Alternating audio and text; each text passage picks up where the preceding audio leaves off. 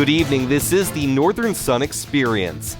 I'm your host, David Brown, and we have plenty of highlights from Week 2 of this fall season, which is a perfect follow-up to an amazing Week 1 of football. We had everything from a revenge win for Minnesota State, a record performance from Winona State's Josh Mikas, and 2 double-digit fourth-quarter comebacks. So we'll start this show with another wild finish from right here in Sioux Falls. Minnesota Duluth came to town to play Augustana at Kirkby-Over Stadium. We'll actually start these highlights in the fourth. Vikings down 6-3, but Trey Hyde goes for it all, and Grant Gebhardt gets it all. 44-yard touchdown. The extra point was bobbled, but Augie has the lead 9-6. After a UMD 3-and-out, Vikings strike again. This time it's Matt Gary in the back of the end zone. 2 quick TD strikes, the extra point good this time, and Augie's up 16-6 midway through the fourth. But the Bulldogs would come back. 5.5 to go, and it's Drew Bauer to Bo Bofferding. Alliteration is always awesome, and that's a tubular touchdown from 10 yards out. Cuts the lead to 16-13. UMD forces a 3-and-out and drives down the field, where Andrew Breeze, not Drew, but Andrew Breeze, hits a 27-yard field goal. We go to overtime, tied at 16. In the extra frame, Bauer decides to take it himself on the QB keeper. Nice spin move for the 6-yard score. Bulldogs up 23-16, and now it's Augie's turn. Trey Hyde, under some pressure, just throws it up, and Matt Heller gets 1 foot down, 23-22, and the Vikings can send it to double OT, but Lucas Wainman on for the extra point, and it doinks off the left upright. The kick is no good, and the game is over. A heartbreaker for Augustana, and an escape for Minnesota Duluth. Bulldogs top the Vikings 23-22. In another shootout, University of Mary made the long trek to Winona State. No score in the first. Watch this. A Statue of Liberty remix. Theo Burkett takes the ball and weaves his way in from 11 yards out. Warriors strike first to go up 7-0. 7-7 now. Jack Nelson on the play action. Buys some time, runs to his right, and hits Justin Bergeron, who outleaps his defender and dives into the end zone 53 yards. 14-7 Winona State. Second quarter now, Mary on the move. Ben Joliffe to Myron Baldaz McCarn. His name is my name too. 26-yard strike. We're tied at 14. Later in the second, more play action from Nelson. Threads the needle to Alex Jensen from 14 yards out. 21-14 Winona. It's now 28-14 in the third quarter, and special teams would come through for the Marauders. LB Pope is looking absolutely miraculous on this 85-yard punt return, cutting the lead to 28-21. It's 35-28 now. Mary trying for the equalizer, but Joliffe's pass is picked off by Andrew Spencer, who returns it 36 yards to the house. 42-28 at that point, and Winona wins an 11 total touchdown affair, 42-34. Let's head to St. Cloud. Huskies hosting Wayne State, but the Wildcats hit first. Zach Osborne to Adam Stark, 60 yards, 6-0 Wayne. Huskies strike back. Nate Meyer on the 1-yard QB keeper, and we're tied at 6. Second quarter now 9-6 St. Cloud, and Kenneth Walker barrels his way in from 5 yards out. 16-6 Huskies at halftime. Third quarter now, St. Cloud running on all cylinders and running all sorts of players. That's backup QB Jamison Parsons taking it in. 23 unanswered from the Huskies. But Wayne State would hang around for a bit. Tyler Johnson gets it off the play action, cutting the lead to 23-12. But the running game from St. Cloud State was just too much. Another touchdown for Walker, and the Huskies top the Wildcats 43-20. A battle of Minnesota States as Mankato visited Moorhead. This is Andy Pfeiffer taking it in from 26 yards. Mavs already up 27-zip. Dragons trying to keep it close. Jake Hodge to Corey Ambrose for the 15-yard score. That cuts the lead to 20, but the Mavs were simply too much. Nick Piracini to Dorian Buford from 24 yards away. 41-7 Minnesota State. Backup QB Ricky Lloyd is now in, and he finds Buford from 21 yards out. 7 catches, 117 yards, and 4 touchdowns for the Missouri State transfer, and Minnesota State is all over MSU-Moorhead, 69-13. Well, when we come back, the rest of the football slate in the NSIC, including a touchdown pass from one quarterback to himself.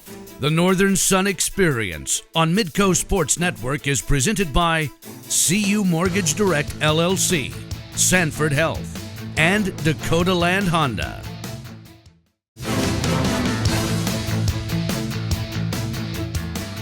Welcome back to the Northern Sun Experience. Let's take a look at the rest of the football slate from Saturday. Now, we started the last segment with one Sioux Falls school losing a heartbreaker. So how would the other Sioux Falls school, USF, do in their first road game of the year? Let's head to Bemidji to find out and check in on the Cougars taking on the Beavers in our Midco Sports Network HD game of the week. First quarter, USF gets right to work. Nephi Garcia goes in from 3 yards out. Cougs score on their opening drive to take a 7-0 lead. And Garcia wasn't done. Later in the first, he runs into his own lineman, but uses that momentum to drive forward, spin, and put it on cruise control. 64 yards to pay dirt. A fantastic run from the senior. 14-0 USF. It's 17-zip in the second when the Cougar defense steps up. The pass is bobbled and picked off by David Clark, who returns it 40 yards to the house. One of 3 defensive scores for the Cougs on the day. They improved to 2-0 with a 52-19 win over Bemidji State. Real proud of how our defense is swarming right now and creating turnovers, and that's kind of what we wanted to get a defensive touchdown, and we got a few tonight, so proud of them for that. Northern State and Concordia-St. Paul each looking for their first wins, facing each other Saturday. That's Darius Chapes taking it in from 13 yards out to tie the game at 7. Northern makes a field goal to make it 10-7, but with just seconds to go in the half, Jared Russo, the fade to Cordell Smith, 14-10 Golden Bears at the break. Second half, Wolves regain the lead. Jared Jacobson, the shovel pass to Steven Erlinson, and Buddy get out of the way. 17-14 Northern State.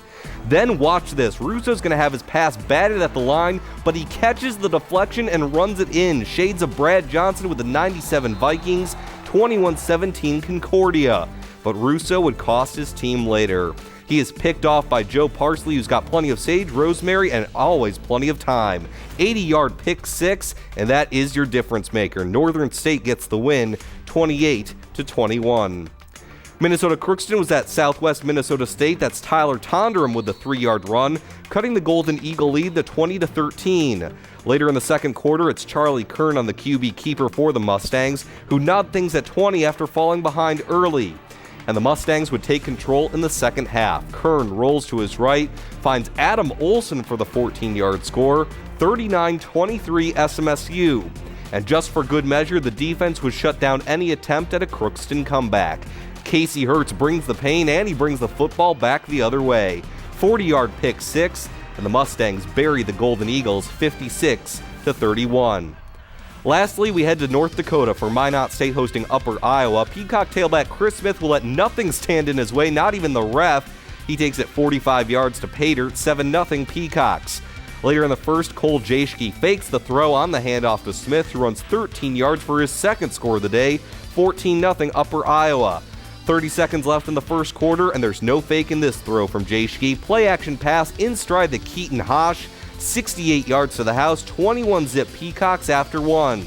And the Birds would keep on flying in the second quarter. This time it's Evan Dorniak in the backfield. He takes it in from 6 yards out, and the route was on.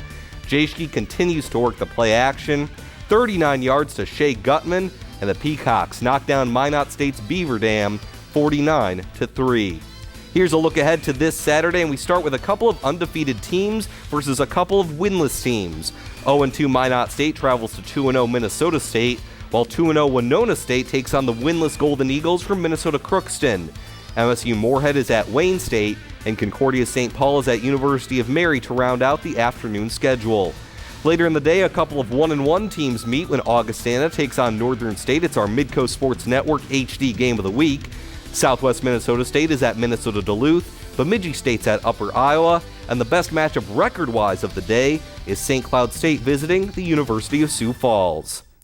When we come back, we'll take you around the pitch as Minnesota State takes a big step towards some national recognition. You're watching the Northern Sun Experience. The Northern Sun Experience on Midco Sports Network is presented by CU Mortgage Direct LLC, Sanford Health, and Dakota Land Honda.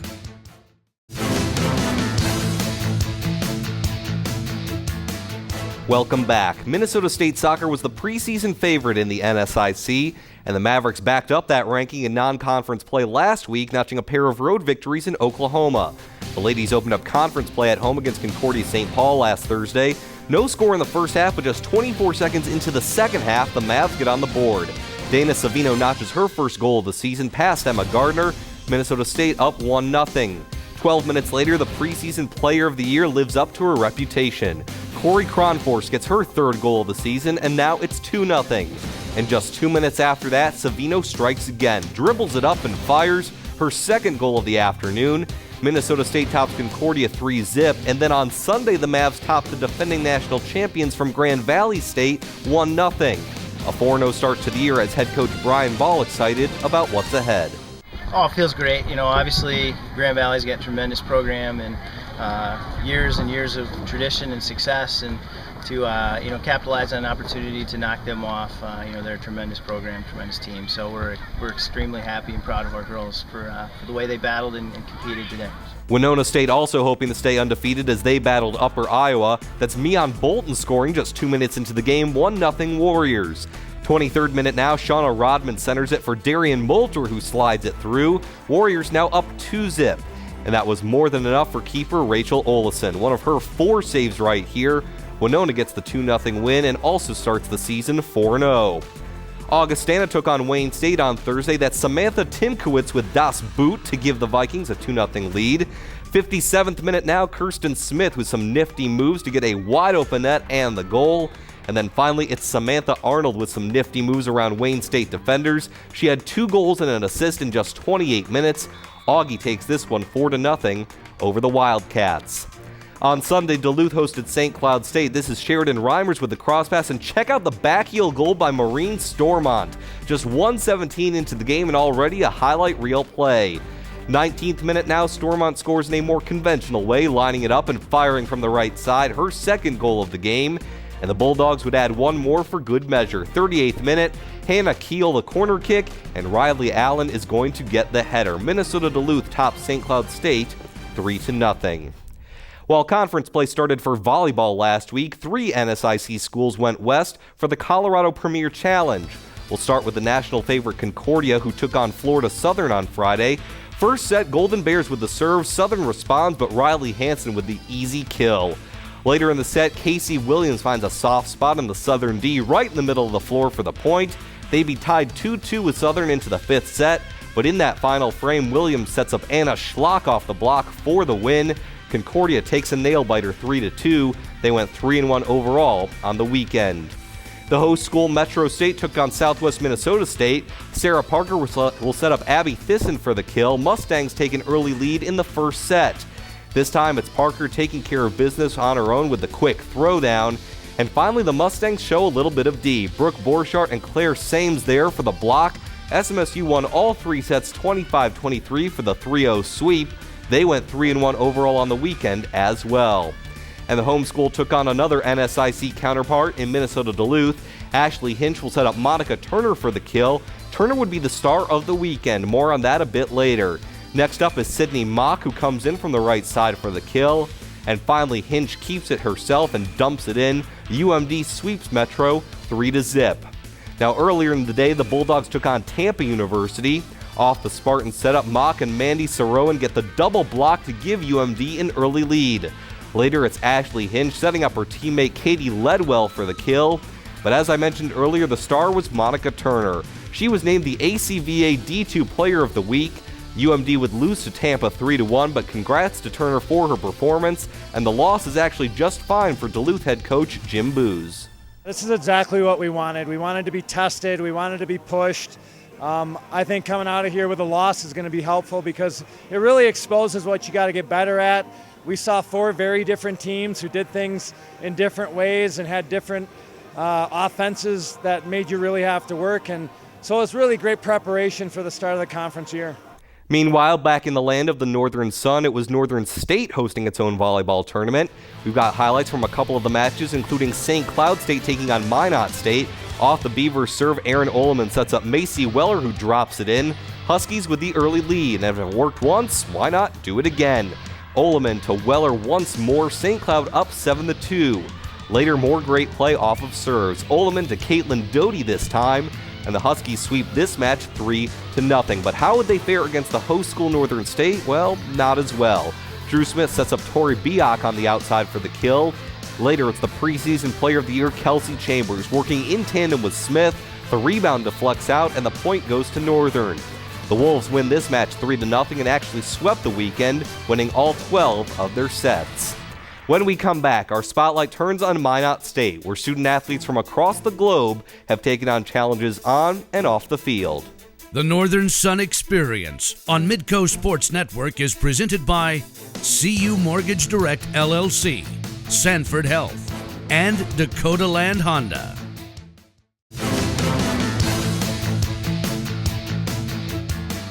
Welcome back to the Northern Sun Experience. Every week we highlight one of the institutions representing the NSIC with something we like to call Under the Northern Sun.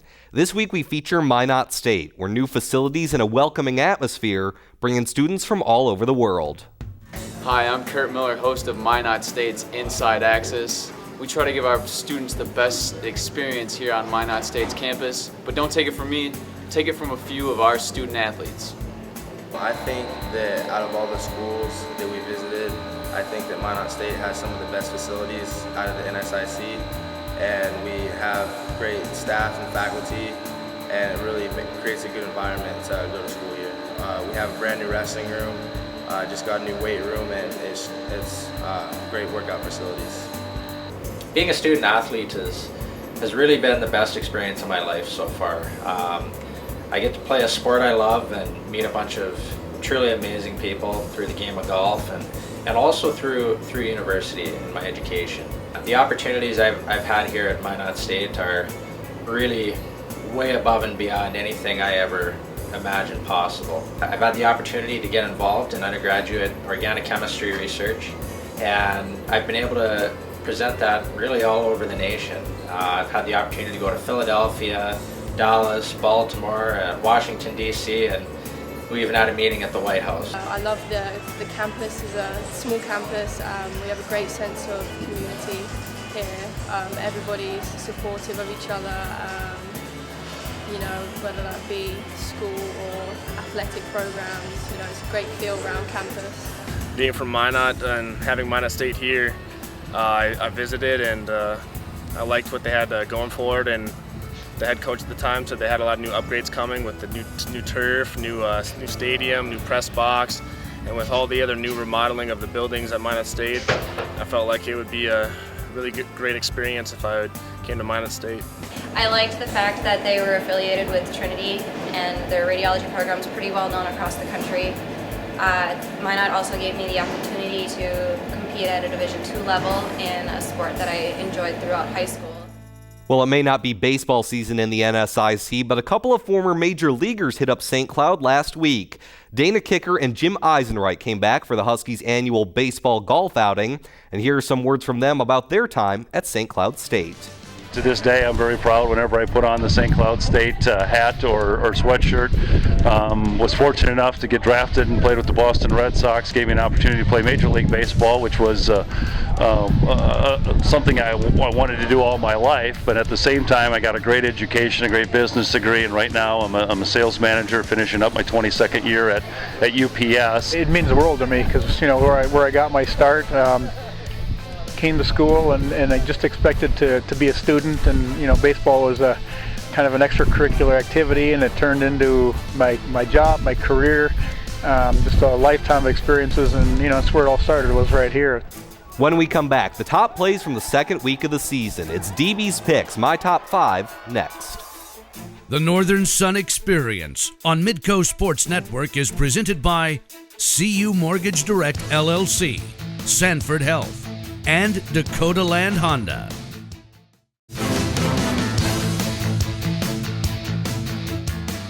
Welcome back to the Northern Sun Experience. Let's honor the best of the past week with DB's Picks, my top 5 plays of the previous week in the NSIC.